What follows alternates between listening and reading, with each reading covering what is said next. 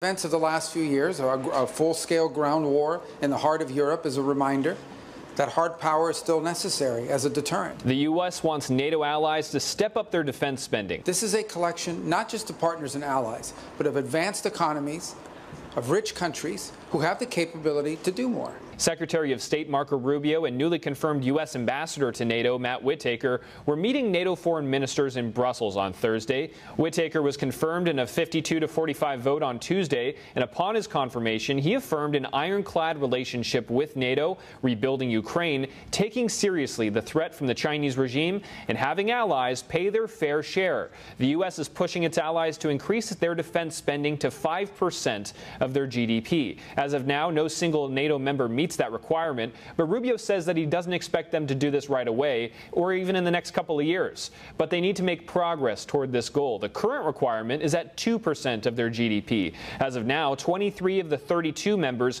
meet this benchmark. Italy and Spain, who have sizable economies, were among those who did not meet this target. But many allies in Brussels showing support for increasing their spending to the alliance. The current levels of our defense expenditure are too low. That we are going to increase our spendings for defense from the next year up to 5% at least.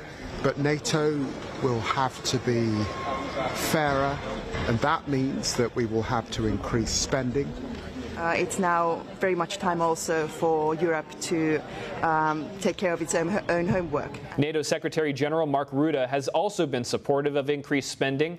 We know that the United States is a staunch ally in NATO, but that commitment comes with an expectation. And the expectation is that the European allies and Canada need to spend more. Rutte also praised the Trump administration for making progress on ending the Russia-Ukraine war.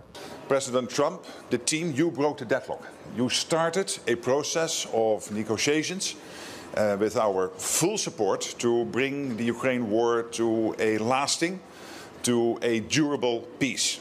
He also said that the Chinese Communist Party is closely watching the outcome of this war.